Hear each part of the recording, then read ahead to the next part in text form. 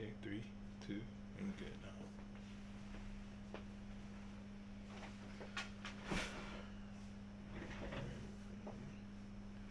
And 3, 2, 1. I think that. Well, my name is Mikelange Olbel. People call me Mike for short. I'm the youngest of 5 siblings. My parents are originally from Haiti. Uh, you know, it was a journey.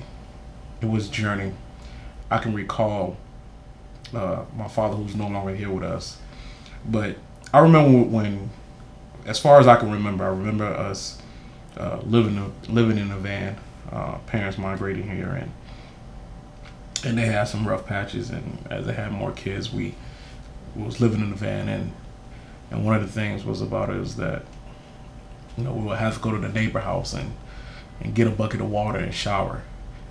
And those times, right, as a kid, you're like, why do we have to live like this? And but as life would have it, my father continued to progress. He took advantage of what is known as the American dream. Started working one job, then got a second job. It was interesting because it's not like those jobs was paying him a whole lot of money, but it was significant enough that you can see the progression happen in our life, where we went from the van to living in a 1-bedroom, 1-bath to living, and there's just 7 people, right? So there's 2 parents and their father, their kids, and this is how they living. And so I can take him from 2-bedroom, 1-bath to a 4-bedroom, 3-bath.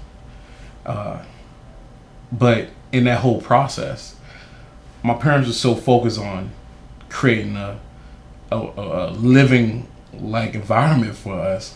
There was some things that were lost in there, right? We know our parents still loved us. We know our parents very much cared about us. But one of the things that will happen is that in the pursuit of happiness, we found that some of my brothers starting to fall to the streets. We didn't have much, and by the time that my father can get a hold of everything that was going on, it almost seemed like it was too late. So I founded this organization because my brothers went to prison. I felt like the system didn't really give them a second chance, because the system penalized you when you come out of jail by not giving you a job, which leads you to either do one or 2 things: go back to normally what you do, or try to figure it out. So with Team Saving Our Youth, we're giving kids a second chance and showing them how to go about getting it. And every young black boy that comes in here, I tell them, they waiting to lock you up. They making money off locking you up. Is a new modern day slavery. I said, do you want to enslave yourself? And some of them have to really think about it. And sometimes you got to get real with them, like street real. Like, you going down for your homeboy who ain't gonna care about you, who didn't send you no commissary the last time you got locked up. So this is your second chance. What are you gonna do with it? And so I'm happy to see some of the kids who have left this program go off into our military, serving our country, start their own business, finish college, finish high school, getting jobs. It's real. People can only be successful if they understand how to be successful. They always say if you want to keep a black man from being successful, you put it in the book. I love reading. They done messed up. Right? So it is wild, because I was always 2 to 3 reading level behind growing up, because my first language was Creole. It wasn't English. I grew up here. This is my home. And that's why when folks be like, oh, why did you get in the race? I said, because I want to change for my own community. And I think it's so easy to fall in the trap of, if people want to be involved, or you can sit back and complain and never get the point across of bringing real change. And so that's what it's always been for me. So it's either you can complain about it or you can help make the change. And I noticed that our school are not doing the best. And I want to be a part of that change. As much as I struggled in school, I just knew school would be my outlet. Because there I knew I was getting a 3-course meal. There I know, well, not a 3-course meal, but I was getting breakfast and lunch. There I knew that, there was, I could have fun time. I didn't have to worry about the gunshots that I would experience at night. I didn't have to worry about seeing drug dealers on the corners, offering us to carry book bags on the way home for X amount of dollars because they knew we had nothing. One of the reasons why I thought it would be important, I know you gotta go, but there's actually a progression happening right now as we speak, right? So there's the Guy Will and the Vern Doolins, who way back 30, 40 years ago mentored little kids out the ghetto and ended up begetting Brian Johnson and Alan Jackson. And then Brian Johnson and Alan Jackson have ascended to certain positions that have now beget a Matthew Pygott, a Joshua Simmons, and now a Michael Olbel. And it's that same spirit of serving your people first, having a really good heart for your people first, and then being willing to take it to a boardroom. In this case, the school board of Broward County. That's what he said for. But you got to have a servant spirit first, and that's one of the reasons I think this is so powerful that we're here talking today, because there's this progression of good, strong men and leaders being created by strong men passing down strong values to strong boys who grow up to be strong men. And I think that's one of the reasons why we're so excited about Mike, because he's a part of the next vanguard in that progression. There was a gentleman by the name of Oscar Harris, which is so funny because he called me today. I remember me being in a position. He put me in this leadership position for up and coming young men. And he was like, Olbel, he used to call me by my last name. He said, Olbel, you're going to have to be different. All your brothers done messed up. They all want to throw their life away. You're going to have to be different. And that's true. There's nothing false in that. And like, I'm going to send you home 10 days suspension if you don't do right. And we used to always laugh about him. But he really cared about us. Right? He taught us, like, if you ever late to work, you can't follow direction, and you can't be consistent, it's going to be hard for you to be successful in life. And so those words just stick in the back of my head. And for me, it was more so, well, how do I bring all this together? So he was like, you're leaving. You're going to go off to high school. What you going to do then, Olbel? And so I'll never forget it. And I was like, I'm going to be somebody. And like, well, show me. Don't tell me. Everybody can talk. Show me. So it was so surreal with him, but we knew that he cared. But when I went off to my freshman year in high school, I lost focus. As crazy as it may sound, which was not really crazy, my father never told us, I love you. But he will always say, I show you I love you because I put clothes on your back, shoes on your feet, food on the table, and a roof over your head, and somewhere for you to lay your head at night. Like, some people don't have that. Whereas in his upbringing, that's the way it was. But as society continues to evolve and change, you want to hear those words as a young son. So there was this void in all of us. And I remember being 13. And this was after my brother had just got sentenced. My father said, you're never going to be anything. You're going to end up just like your brothers.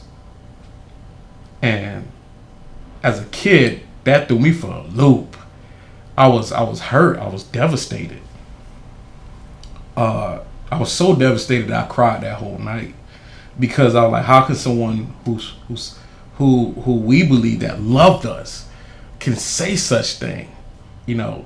Here I am as a young kid dealing with this experience, dealing with this thing called life, and dealing with what I thought at the time was tragedy, to have a father tell his youngest son, you're not going to be anything. Well, that shook me to the core. And I remember, I'll never forget the day, because I had some blue gym short pants on, some flip-flops, a wife beater, and my father was on the ladder, and I was helping him paint the house, right? And I like, Dad, I promise that I won't fail. I won't let you down. So people always were like, what's your drive? But I never shared what had been my drive. Like, what was the promise that son made to his father? But I realized later, actually, when I got in my freshman year in high school, I had like a 1.5 GPA. I was a 3-sports athlete. I didn't care much about anything. It was almost as if I was living up to what my father was saying.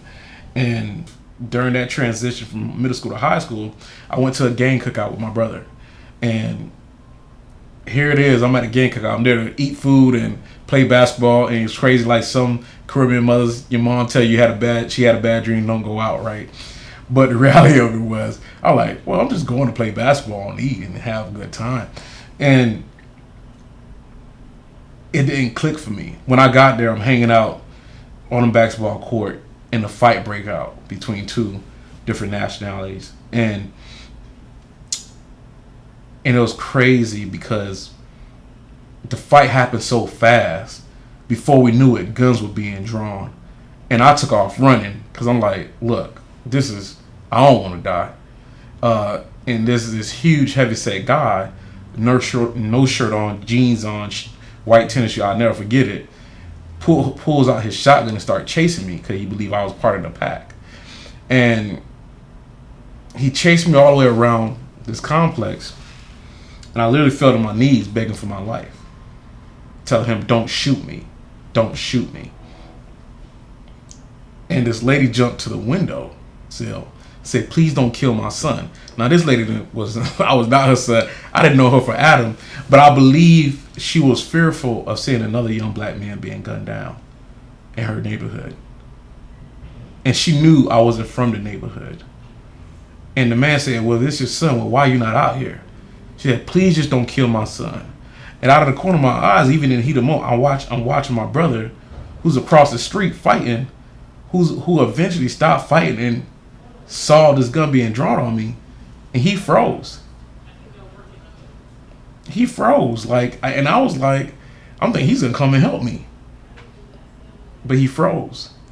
But then, that whole time I'm begging for my life, and I'm telling this guy, look, I'm just a kid. I don't have anything to do with this. I'm just a kid. So all this happened, and by it was done, I'm still here today. And, I just thought to myself that I'm here. I'm like, he didn't kill me. He don't never let me see you back in this neighborhood. And here's the funny thing. I haven't been back in that neighborhood since then. And when I got off the ground, ran into this lady's house, I said, thank you for saving my life. Because ain't no telling what would have happened if she would have never jumped to that window and said, don't kill my son. So it was there was some real life situation happening. It was there. And I believe that started the change. But somehow when I got my freshman year in high school, I lost focus of that change. I had a 1.5. I wasn't focusing. But yet in the back of my head was still what my father said, that you're not going to be anything.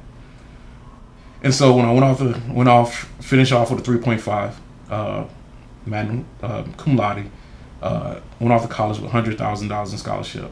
First to ever go off to college and graduate. When I got my bachelor's degree, my father came, he took one picture, and was like, okay, it's time to go.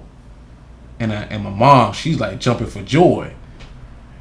And my father was not pleased with me getting a bachelor's degree. He was like, yeah, so what? Like, what's next? And so I always say my bachelor's was from my mom. My master's got to be from my dad. So when I went off and got my master's degree, I already had it in my dreams to go off and get it. But it was that motivation that made me get it. My pops was, if this is what you're going to do, you think you can get a master's degree? Well, show me. Show me. And when I got it, I could hear my father from the top of the balcony saying, yes, that's my son, Mikelange. right, with his big Caribbean Haitian accent. But man, I tell you, that was the best night of my life, because it was in that moment I knew that I had reached a level where my father had just started to get pleased with, and that became my first step towards success, because I wasn't pleased with my bachelor's degree. I was like, well, everybody got a bachelor's degree.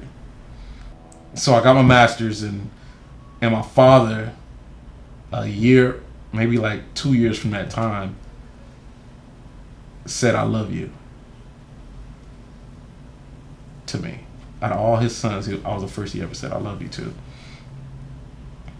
But it drove me, it drove me. It made me realize that there was so much more that was going on in life that I have to offer. It made me realize that my journey wasn't just about me, but it's about the kids that I could possibly save by telling them my story and telling them what I had to go through, and looking into their eyes and say, look, you can do this too. But yeah, you can even do it better, right? So we go from doing all this to, I later realized my father was just like, you know what I told you back then, that you wasn't going to be anybody? Because I spent most of my time telling your brothers they need to learn how to be somebody. I realized I had to do something different with you. So all along, he was doing this reverse psychology with me, that things were never good enough for him early on, because he didn't want me to fall to a place of comfort. You know, I have a son now, man. You know, that's what pride and joy, man. That's you know, when I had my son, you know, he's going on 15 months old. When I had my son, it was almost, I went through the outer body experience, because now the Creator done trusted you with someone, you know, to take care of. So I started a 770 account for him. We're about to purchase some property in his name early on. You know, it's all the things that our parents didn't get to do for us that we're doing for our kids. And sometimes we lose sight of that. And so I'm in the fight. I'm in the fight for our administrators. I'm in the fight for our principals. I'm in the fight for our teachers who are still heroes. In fact, one of the great educators in the back, who just walked in, the 6'6" soldier, who educated me, who was my psychology teacher. But he told me, Mike, you're gonna have to make some quick decision, and you have to make sound decision for our communities. It's those folks I'm representing. It's the folks, it's the teachers who, at the time where me and my parents came from a third world country, we didn't have food, and that teacher would feed me for lunch, Miss Gaynor. I'll never forget her. She know back then I didn't have money to buy lunch, but she put food on the table for me during lunch hour, and she went in her pockets. So yes, I am fighting for raises, because teachers make some ultimate sacrifice that you'll never read about in a newspaper. You'll never see it on Channel 7 News. You'll never see it on CNN. These folks are heroes, and I stand with my heroes, because I was an educator. I was in the classroom teaching, going to the honey bun machine, getting snacks for the kids just to keep them up. Some kids wouldn't stay up because they work all night because their parents is unemployed or on disability. So I had to support. I understand that feeling. But here's where change comes. And that time is now to bring on change. That time is now is for us to stand up together, to encourage our colleagues, encourage our professionals, encourage the young adult and those kids who just turned 18 to get out and vote. Get out and vote, because your vote matters. Your vote dictates who make these bills up in Tallahassee. Your vote dictates this decision that your school board will make. So I want you to think about these 3 points I'm leaving you with. I'm very grateful for those who support me and those who will join this process, who's not believers, but will become believers. My second point is my presence will be strong and active and positive. And I will sit down with the superintendent to know what his vision and share the vision of my people. My last point is to make sure community engagement goes up, and that the people are really heard, because the time is now for us to activate and bring on true change. And true change is what we need.